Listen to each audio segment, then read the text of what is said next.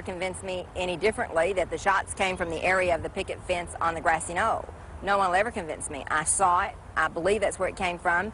And the only way that I'm ever going to believe any different is when I stand before the judge on the judgment day and he tells me. But I know what I saw, and that's what I saw.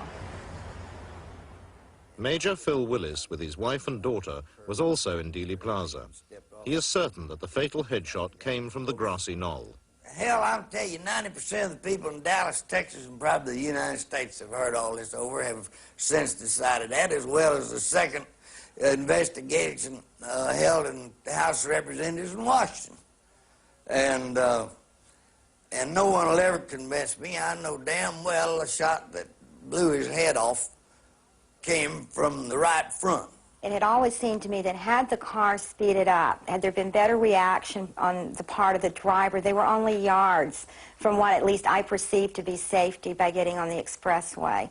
But the car seemed to just, it didn't move. After that first shot, it just didn't move. And the thing that has, over the years, continued to rather haunt me about the whole situation was the feeling that, did that first shot miss, as I felt it had? If it did miss, had that car speeded up, would he be alive today? Even now, those eyewitnesses closest to the killing suffer their own haunting images from that dreadful day. The headshot, seeing his head blow up, I can see it just as plain. It's red, it's very brilliant, it's cone-shaped, going back. That's my impression. Sad, but true. I would agree with my mother. The headshot is so traumatic and permanently emblazoned in my mind that that and the sadness of the assassination, that'll be, you know, forever in my memory. Very sad, very traumatic. Went over on another knoll over the other side of Dealey Plaza and just lay down on the grass and vomited, and I was just sick. And then when we took my film out to Kodak out near Love Field and saw Air Force One taking off, and I listened to it on the radio, it was hard to believe it was true. And I began wondering then, and I have never stopped wondering to this day what this world might have been like if it had not happened. It's affected my life in many, many ways. I suppose the most immediate effect was, as I said, I stopped being in some ways young on that day. I had been very idealistic, very politically involved. I had really believed that you could make changes. I saw that it didn't really matter what you had or what you did. It could all be gone in an instant, no matter who you were or what you had to offer. It could be gone in a flash, and that's a pretty profound thing to learn at 23 years of age, that it can just end, and for reasons that you have absolutely no control over. So in a sense, I said that was the day that marked the end of my youth. And I remember one line that always struck with me at the time. It said, "The most profound of sin is tragedy unremembered." And I've never forgotten that line, and I feel almost a duty. I don't get on soapboxes and talk about it all the time, but when there is an occasion, and particularly within my own family context, I feel it's very important to remind people what happened, and that it can happen again, and that nothing in life is a guarantee. He wasn't just the president elected by some unknown party out there. He was elected by us, the citizens of the United States of America. He was my president, and I felt very personally violated. And then to see him assassinated that way, so graphically, was horrifying. My president. As the motorcade slowly passed the grassy knoll in Dealey Plaza, the shots rang out. And Kennedy was dead before his car reached the underpass.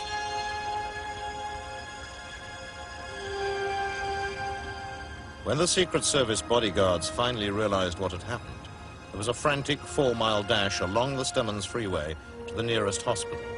At Parkland, Kennedy was rushed to Trauma Room 1, where surgeons did everything they could to revive him, despite the massive head wound observed by Dr. Robert McClelland. It was not a small opening at all. I would estimate that probably a quarter, or at least a fifth, of the back right side of the skull was gone. I stepped up and looked, and I could see inside President Kennedy's head on the right side near the back. We call it the occipito-parietal area.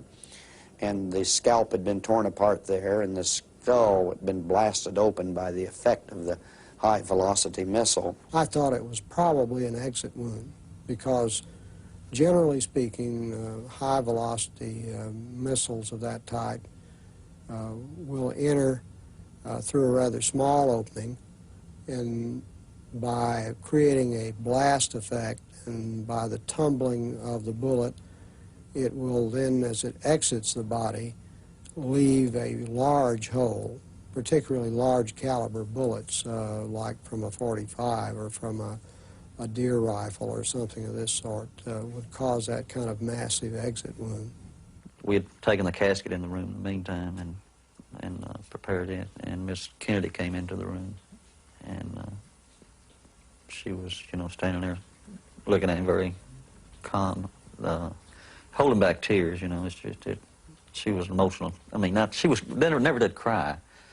And she took her wedding ring off her finger and tried to place it on his finger. Of course, his a lot larger, and so, you know, struggling with, I got some K-tail jelly there that they use, and greased his finger, and we got it up on his finger as far as it can. And then the priest came into the room and administered the last rites to him. They sent for Father Huber. And he was ushered in. There was a huge crowd, of course, milling out in the hall, and he was sort of shoved through the doors, and the scene, I'm sure, was overwhelming for him, as it was for most of us. Our president was lying there dead, his wife grief-stricken, and all of us more or less stunned. And so he came in and turned to his little book and started reciting something which he considered appropriate, and Mrs. Kennedy felt that, probably rightly so, that he wasn't giving the proper phraseology at that time, and she said, no, don't you understand? The final unction, the final unction. And he turned to another place in his book and began reading, which appeared appropriate, and it seemed to have a soothing effect on her, and he finished the appropriate phrases, and Mrs. Kennedy bent over and kissed her husband and took his ring from his finger. And then she went outside the door of this small room and sat down on a chair immediately outside the room. I didn't see the wounds. They had him completely, his head was completely wrapped in a sheet-type bandage. The body, he was nude. When we pick up a body, as we train at it, my position was to take the head, place my hand underneath the head, and the other hand goes underneath the back of the spine at the waist.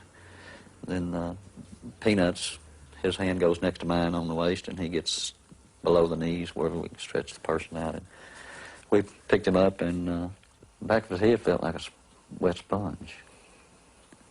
It was just real soft, and as if, you know, a skull was, part of his skull was missing.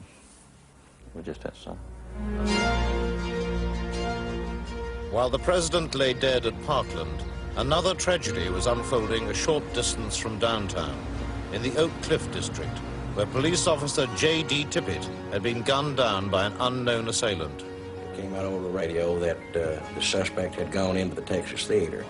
Well, we continued on into Texas Theater, and Kenneth and I entered the theater, and about the time we entered, well, some more officers came in behind us, and there were also some officers around the back. While we were in the theater, probably 150 to 200 people had gathered out front of the theater, attracted there by all the noise. They had been told on television that the president had been shot. At this point, nobody knew whether he was dead or not. All these things happening this close together, they thought probably the suspect we had was maybe connected with the shooting of the president. And so we were hearing yells like, "Get him, let's kill him, let's take him." And we were all thinking, well, we just had to risk our lives and fight over a gun to get the man, and here we are, we may have to shoot somebody else to keep him. When Oswald was first brought into the homicide office, I heard this commotion, and I looked up and I saw him. He was handcuffed with his hands handcuffed behind his back. And at that time, he refused to tell me who he was. He said something to the effect, "Well, you're the cop, you figure it out." Later that day, Detective Rose led a search of the house in Irving, where Oswald's wife, Marina, lodged with her friend, Ruth Payne. 6 officers came to the door, and they said they had Oswald in custody for shooting an officer, no reference to the president, and they asked if they could come in. I asked if they had a warrant, and they said no, but we could get one right away, and they were obviously very tense and nervous, and I, was stunned by their arrival. On Saturday morning, after the assassination on Friday, we went back to the Payne residence in Irving. I had obtained a search warrant from Judge Joe Brown, Jr., and wanted to do a more thorough search than I had previously done of that residence. Some of the items we found in this search was a photograph of Oswald standing in front of a house with a rifle in one hand, a newspaper in the other hand, and a pistol on his hip. At no time did I suspect he had any kind of gun. That picture showed up later that Marina had taken. I recognized the location as the back of their Neely Street apartment, because she'd taken me out there to pick some flowers to take home one time when I was visiting there in the spring before. And as you know, that he was carrying both the rifle and the pistol at that point. Other items we found was, of course, a small Minox Miniature camera, it's called. It had a roll of film in it. We never did develop that film. It was later turned over to the FBI, so I don't know what turned out to be on that film. We found a great amount of communist literature, communist books. I couldn't tell you just what all it was, but it was a large box. We brought all the evidence in, and Captain Fritz decided to conduct a further interview of Oswald and had him brought into the homicide office for interrogation. I sat in on that interrogation. Captain Fritz at one point said, "Mr. Oswald, you told us that you had never owned a rifle or a gun or a weapon of any sort. Is that right?" And he said, "That's right. I never owned a gun in my life." So Captain Fritz showed him the photograph and said, "Well, how do you explain this?" He looked at it, and he got visibly mad. He seemed shaken, and he said, "Well, that's just simply my face superimposed on someone else's body there. That's all that is." Another senior detective sitting in on Oswald's high-level interrogations that weekend was Jim Lavelle. Mr. Kelly with the Secret Service, who was the head of the Secret Service out of Washington, had flown in, I guess it was the next day, perhaps on Saturday, asked him if he knew anybody named Alex Heidel. He answered no, and they asked him if he had ever used that name at any time, and he answered no. And he said, "Well, isn't it a fact that when you were arrested, you had an identification card with your picture on it and that name on it and your billfold?" He said, "I believe that is correct." And Mr. Kelly said, "Well, how do you explain that?" And he said, "I don't." During my tenure with him, he was a very calm and cool and collected individual. All of his answers were very concise and to the point. He didn't volunteer information, and he certainly didn't admit to anything. Mr. Kelly also, in the same time when he asked him about the Alex Heidel, he knew that Oswald had been involved in this fair play for Cuba in New Orleans. And he asked him, he said, now that the president has been killed, He says, do you think that the attitude of the United States towards Cuba will change? And Oswald looked around to his left where Captain Fritz was sitting, and he said, I believe that I am charged with the murder of the president. Is that correct? And Captain Fritz said, yes, that's true. And he turned back to Mr. Kelly and he said, I don't think that I should answer that, because whatever answer I give you might be construed in a different light than what I intended it to be. He said, however, in all countries, and this country is no exception, when a leader of the country either dies or gets killed or something, there's always a second in command that takes over. And he said, in this case, I believe his name is Johnson, and I don't think that his views towards Cuba are any different than the president's. An early arrival at police headquarters was the FBI agent in Dallas who'd been assigned to keep an eye on Oswald prior to the assassination, James Hosty. His behavior when I talked to him on the afternoon of the assassination for approximately 1 hour was that of a person who was very calm, cool, and collected. He claimed that he was in the lunchroom at the time of the assassination by himself. He was also asked by Captain Fritz, did he bring a weapon into the building that day, and he said no, he had not, but he had seen the manager, Mr. Truly, had brought a rifle into the building a day or two before. This was later checked out and proved to be true, that Mr. Truly had brought a rifle in and he was going to go deer hunting with it and shown it to several of the people in the building. The interview was terminated because Oswald was taken out for a lineup. Oswald was placed in 4 different lineups, 3 on Friday, a 4th on Saturday. In the first 2 lineups, Oswald appeared with 2 police detectives and a jail clerk. These men were wearing clothing quite a bit nicer than Oswald, but moreover, they did not resemble Oswald in appearance. They were heavier, older. One of them had blonde hair. The police gave fictitious names and occupations. Oswald gave his real name, his real occupation, to Texas School Book Depository. This information was being widely disseminated even by the time of the first lineup. In the second and third lineups, Oswald appeared with men who were quite a bit heavier, older. Some of them had blonde hair. And in the 4th lineup, which was the most outrageous of all, Oswald appeared in the lineup with 2 teenagers and a Mexican. And in the 2nd, 3rd, and 4th lineups, Oswald complained bitterly to police about the manner in which the lineups were being conducted. And he berated the police, demanded legal representation, and it was very, very apparent to any witnesses that Oswald was the suspect. There are established criteria for the fair and proper conduct of police lineups. By any stretch of the imagination, every rule in the book was violated by the Dallas police in the conduct of each of the 4 lineups that weekend. When they first filed against Oswald for killing President Kennedy, they put in the complaint that Oswald did kill President Kennedy in the furtherance of an international communist conspiracy.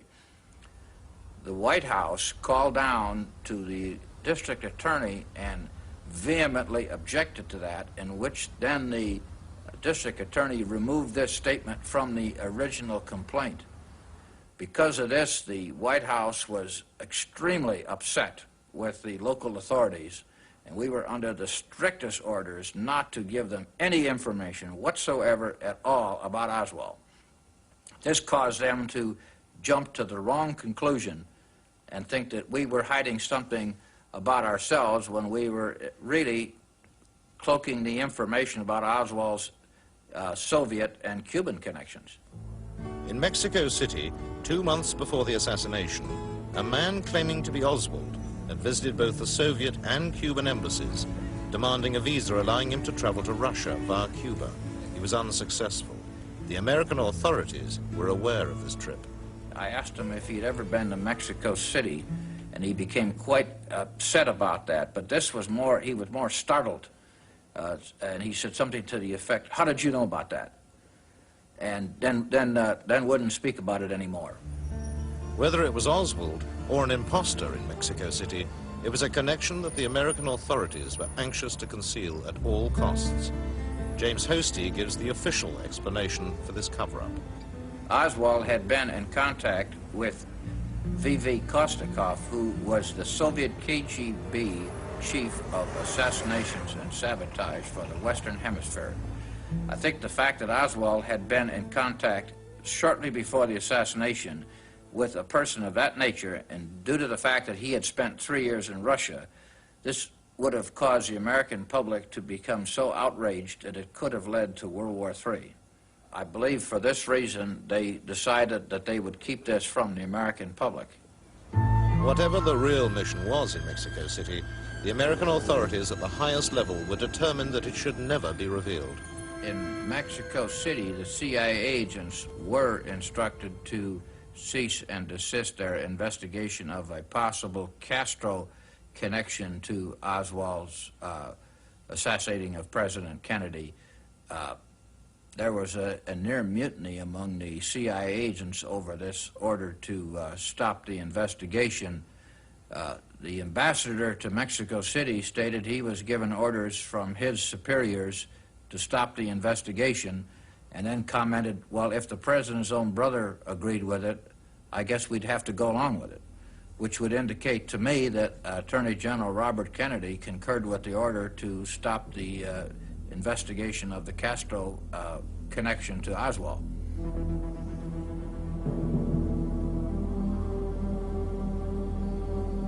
In the holding cells of police headquarters in downtown Dallas, time was running out for Oswald. Throughout the relentless interrogations, he had offered no information other than vehemently protesting his innocence of the murders of both the president and Officer Tippit. 24 hours after his arrest, he was still without legal representation. Oswald called me from the jail on Saturday after the assassination. He actually called twice. The first time in the afternoon, he just asked me to try to reach a lawyer that he was trying to get to represent him. And I said I would, because I thought he should have representation, but I frankly was stunned that he called, that he asked for something from me at that point. That was a very brief conversation, and his voice was very flat. Detached, like as if there was no momentous event going on around him or around me. And then he called again in the evening to try to reach Marina, and just asked for Marina just as if it were any weeknight after work. He normally did call her then. Again, just very detached, very separated, it seemed to me, from what was going on. For the rest of that day, and most of the following morning, Oswald's time was filled with more unrecorded interviews with police officials. Shortly after 11 o'clock on the Sunday morning, his move to the greater security of the Dallas County Jail began. When we started to transfer him that morning, we brought his stuff down to him, and that included a couple of sweaters. I believe one was a beige and one was a black sweater. And it was a little cool, so we asked him if he wanted to wear one of the sweaters, and he said yes. And I asked him which one. He said, I believe I'll wear the beige one. And he started to take it, and he said, no. So I think I want to wear the black one. I don't know why, because it wasn't the best sweater. But anyway, took the cuffs off of him and gave him the sweater, and he put it on and cuffed him again. And in talking with Chief there, I suggested to him that morning that we take Oswald out of the elevator on the first floor, put him in a car on Main Street where there wasn't any people, and we would be into the county jail before anyone realized that we were transferring him. But he did not agree to that because we were already obligated to transfer him so the press could take pictures and everybody else could see it. So, you know what happened. Ruby shot him and us holding him, so which is not good. Now the prisoner wearing a black sweater, he has changed from his T-shirt, is being moved out toward an armored car, being led out by Captain Fritz. There is the prisoner.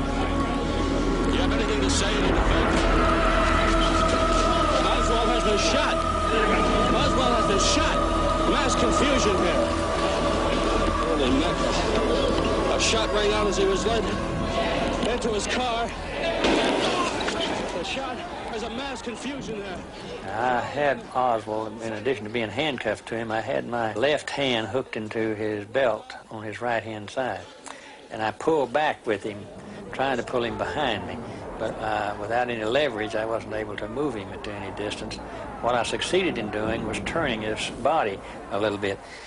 Ruby would have shot him if I had not turned him dead center just about where the navel is.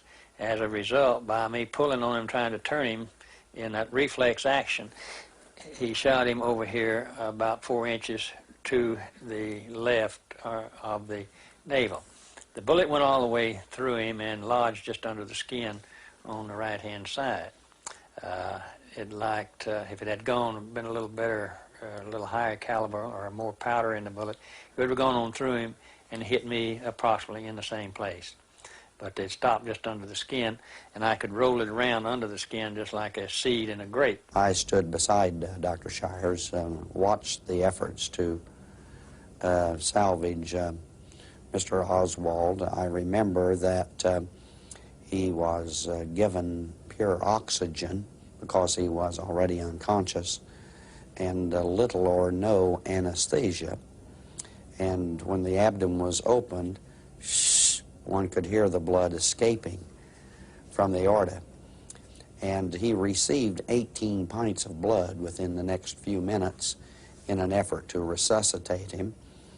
And he did recover a blood pressure for a moment or two and began to move his arms.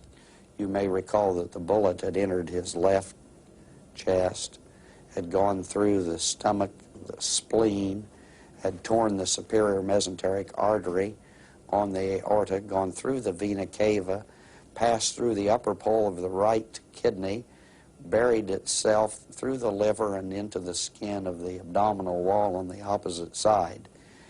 And at that time, there were few, if any, survivors in America of a simultaneous injury to the aorta and vena cava, which was the major injury that Mr. Oswald sustained.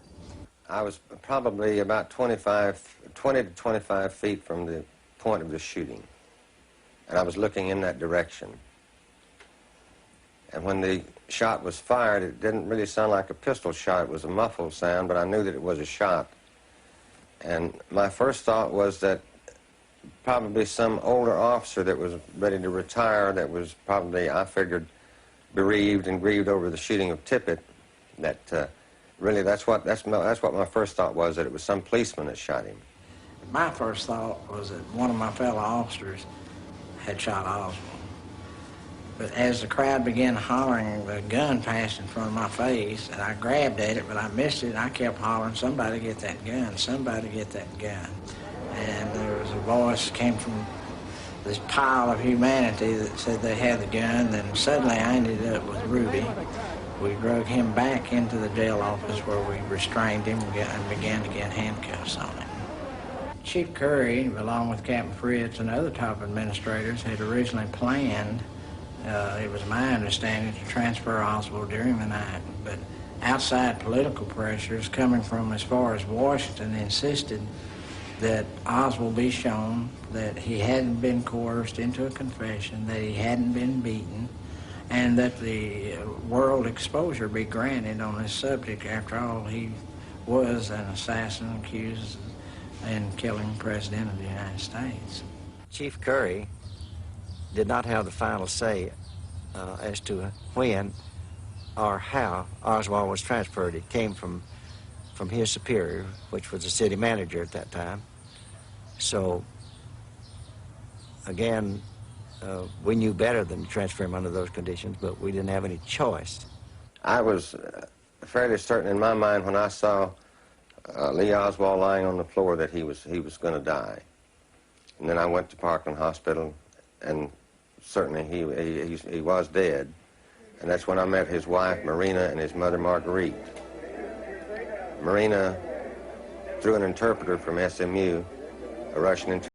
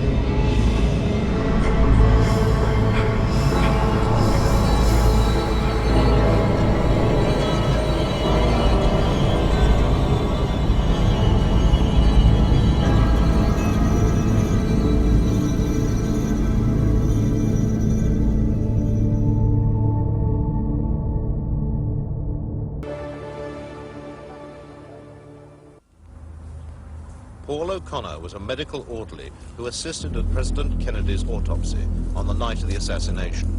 For many years, he was prevented, under threat of court-martial, from talking about his frightening experience. It was such a relief when the House Assassination Committee allowed me to talk. Then I could get it off my chest. It was such a relief to do that. And I'm glad it was brought out of the closet. At least I don't have to walk around the rest of my life bursting at the seams waiting to say, you people don't realize what I did or what I saw. You just believe what you are told to believe. And you know he was shot, you know he was dead, and you know he was buried. And that's all the general public knew. They didn't know about what we knew. And that was a hell of a feeling to carry around with you. In speaking out about what he saw at the Washington autopsy, Paul O'Connor has exposed major discrepancies in the official account of the events of that night, and in particular, the president's wounds. In Dallas, minutes after the assassination, the doctors at Parkland Hospital, in addition to noting a large wound in the back of Kennedy's head, had also observed a small wound in his throat, as Dr. Robert McClelland explains. Dr. Perry told me as I was helping him do the tracheostomy that he had made the incision, which goes this direction across the neck, for placement of the tube in the windpipe, through the little wound that had been in the front part of the neck, apparently about here, and as I understand, nicked the tie a little bit in coming through.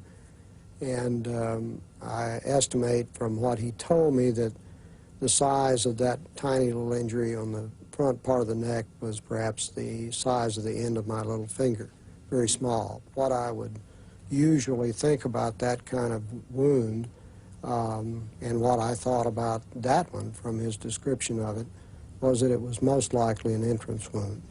Saw a picture of the throat wound. Nice little neat wound about like this is what they showed in the picture. When it actually was a great big nasty blown out wound. Just big mess. Why they would say this is what it looked like when it didn't is just beyond me. Because the rendition is just totally fabricated. But the official autopsy photographs are not the only dubious aspect of that night's activities. When somebody is shot and killed, they usually do what they call a legal post-mortem. And that involves plotting a trajectory of a missile, where it comes in and goes out, and what angle it was. And we didn't do any of that at all. They weren't really interested, it seems, on how it happened, where it happened from. Nobody had mentioned whether he had got shot in the front or the back or the side or what. I remember that Dr. Humes was just about ready to pull his hair out because he was a very meticulous person. And he'd start to do something, and Admiral Berkeley would say, "Don't do that," and he'd just tense all up, and we'd have to go to some other procedure. And I thought to myself, this is a very unbelievable, strange night. I felt like I was in some kind of a horror story that was real. But what really scared me was about several days later, after the autopsy, we were ordered into the commanding officer's office, all of us that had anything to do with the autopsy, where we signed orders that stated under penalty of general court-martial, you will not divulge any information or talk to anybody. That's what scared me. Dr. Cyril Wecht, a distinguished forensic pathologist and a fearless critic of the cover-up, believes the truth can still be established. I think it would still be possible, even today, to determine how, in fact, John Kennedy was killed, to be able to prove that there were two people firing. I would like to see a real murder investigation conducted. I would like to see FBI agents and other law enforcement people going to individuals who are involved in the chain of custody, find out where the brain is, find out where the codochromes of the interior chest wounds are, find out where the microscopic tissue slides are. I would like to see all of the evidence brought together and a thorough scientific analysis undertaken. I would also like to see repeat experiments done shooting a Manicure Carcano with 6.5 millimeter military-type ammunition through goat carcasses and human cadavers to simulate the bony fractures in Governor John Connally. And let's see what those bullets look like. Those things can be done. If they are done, then I am convinced that the Warren Commission report will crumble like a house of cards. And of course, the people on the other side, they're not stupid. They are also convinced that that is what would happen, and that is exactly why such a new investigation is not being undertaken.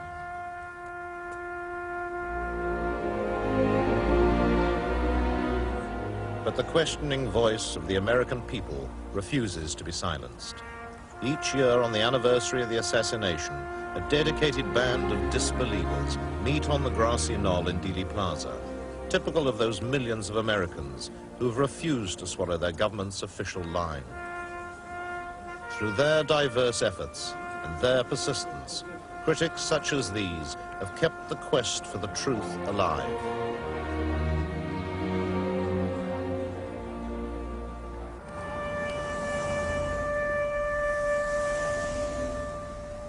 As with most people, I believed the Warren report at first. I think we all had to.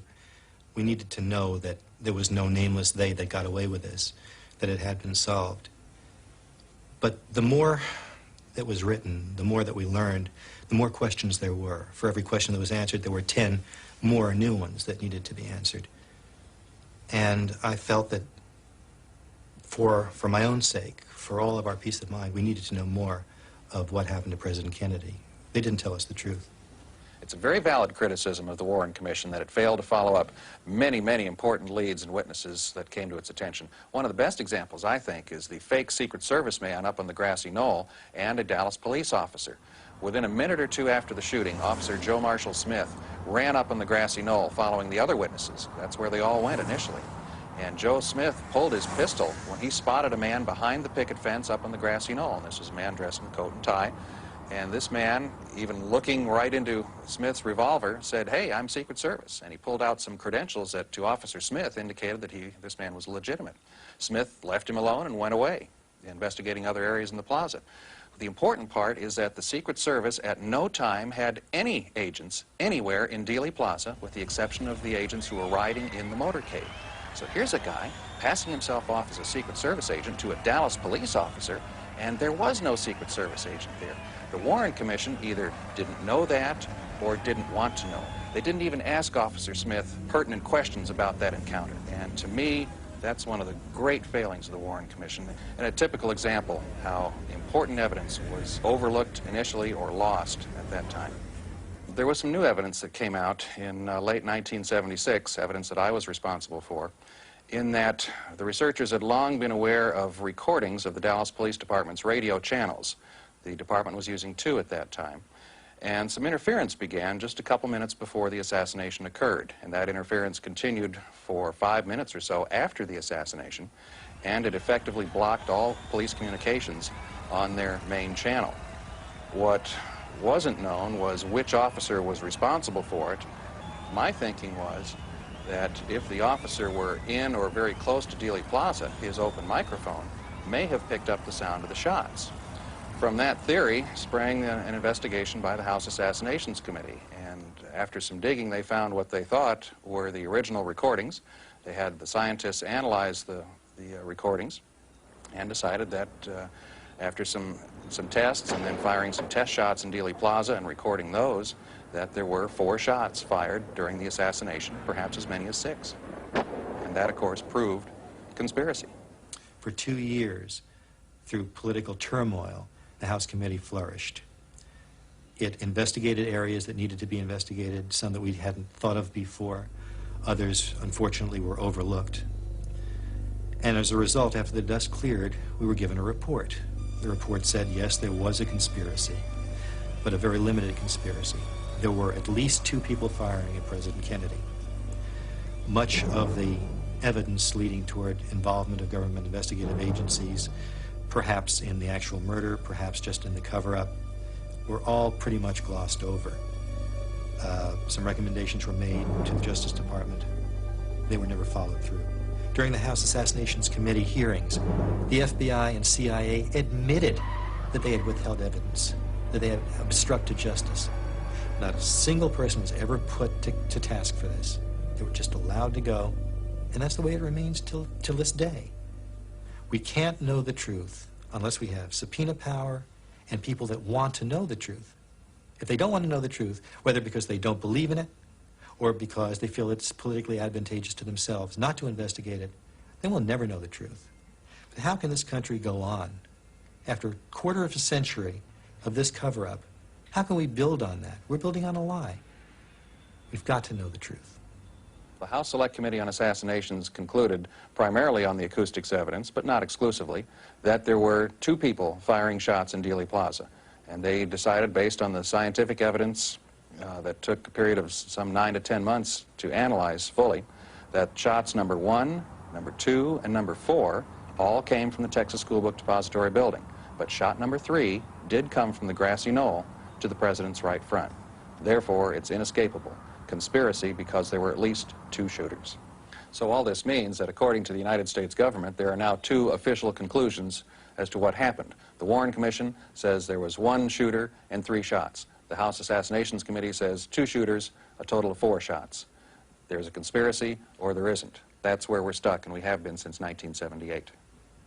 Given the nature of the president's most powerful enemies at that time, and who had the most to gain from the assassination, my feeling is that there are 4 groups that are suspect. The more militarily oriented of the anti-Castro Cubans, the people who felt betrayed by President Kennedy after the Bay of Pigs, the mob, who wanted the gaming rights back in Havana. They were losing millions of dollars every day since Castro closed the casinos. The ultra-right wing, who hated President Kennedy for virtually everything he stood for. And the ultra-right wing hawks within the CIA, the ones who had been fired, or people related to those politically, who had been fired by President Kennedy after the Bay of Pigs. They all had a common goal. They wanted the president out of the way. They wanted Cuba clear of Castro and the communist threat in the Western Hemisphere. They had the most to gain. They had the motive, the opportunity, and the means to kill President Kennedy. If that is the cake, then the icing on the cake is the president's decision to withdraw the troops from Vietnam. That was the CIA's war. They wanted it, they wanted to promote it, they wanted to push it. The people who I think had most to gain, as they saw it, were the military-industrial intelligence complex. It's a myth that the intelligence agents don't make policy. They make it all the time. They always say they're carrying out policy, and sometimes they are. The people who had most to gain were those who didn't want the peace in the world that John Kennedy had tried to turn the world toward when he and Khrushchev worked out the solution to the Cuban Missile Crisis. The people who didn't want John Kennedy to be president were those who were making incredible fortunes from war production. Had Kennedy lived, I think we'd have had no Vietnam War, with all of its traumatic and divisive influences in America. I think we would have escaped that. I think the world would have escaped the 50,000 odd Americans dead and 300,000 more wounded and over 500,000 more hooked on dangerous drugs and tropical diseases. The divisiveness of that war that so many of the people thought unjustified and unnecessary and it shouldn't have been there. It split this country widely, and many of those things have lingered on since. Kennedy made a speech at American University in June of the year before he died, and he said, we live in one world, we got to breathe in the same air, and we got to live together, we're going to die together. He was very disturbed by our involvement in Vietnam, which he inherited. And there came a time when he called his generals in and spoke to them, and after he spoke to them, the Pentagon issued a small statement saying that we have re-evaluated our involvement in Vietnam and find that we can begin to withdraw our men. The plan was to begin by withdrawing 1,000 a month. 17,000 were to be withdrawn by the time of the election, which was a year later. One plane load reached the United States when John Kennedy was killed. 3 days after the assassination, the body wasn't yet in the ground. The Pentagon issued what it called a re-evaluation of its re-evaluation. And they said simply that we found that our re-evaluation was optimistic. And the rest is history. The whole world turned around on it. The world will not, within the lifetime of anybody living today, recover from just that. Kennedy represented the voice of hope, a voice of opportunity, a voice for the future, uplift. People could hardly stand on their feet. They'd jump up and down when he came along the street. And this great voice of hope for the future of a better America was stilled by the assassin's bullets. And people were depressed and mourned over it and thought we have lost our brightest and best in the head. The most important effect once the Warren Report came out was disenchantment and disillusionment, especially of that college generation. I can't tell you how many collegiate audience reflected this. All people of all ages reflected it on the radio talk shows, which spent a lot of time on this. So people lost their faith in the government, and the government earned that loss of faith. And I think perhaps the second is more important, that when the government justifies a loss of faith, it really is a deep subversion. The strongest ally the cover-up has had has been the American media, both because they are unable or unwilling to accept the conspiracy or the fact of the conspiracy, or because they know better and are serving their masters well. One of the two. None of the things that the critics brought to light were treated responsibly by any responsible element of the press. If it hadn't been for the kookiest of all, the radio talk shows, we critics would not have been able to reach the people we did, and they were very important. The Washington Post resisted it, the New York Times resisted it, the major TV networks resisted it, unless you had something nutty, unless you had something dramatic, unless you had something they knew wasn't true. But substantial criticism never had a voice. And that's what the working of a democratic society requires. Most of all, when it's a crime of the magnitude of the subversiveness of this one, the assassination of a president. If the press would just open their eyes, if the media would accept the fact of the conspiracy, instead of just arbitrarily disbelieving, we'd have some allies. A handful of critics and researchers in this case have gotten remarkably far on their own. But if the press would just be honest about it and question and do their job, we could learn a lot more. The fact of the assassination conspiracy is beyond doubt. Only the scope is in question. I'm a first-generation American. I'm the first member of my family born at least since the time of Christ. I can't go back to Adam. In freedom. None of my predecessors ever had it. And I've been a writer, an investigative reporter, a Senate investigator, an intelligence analyst. And the older I get, the more convinced I become that despite all its failings, we have the best system of self-government man has yet perfected. And it's got so many failings. But for the system to work, those who are responsible for seeing to it that it works have to see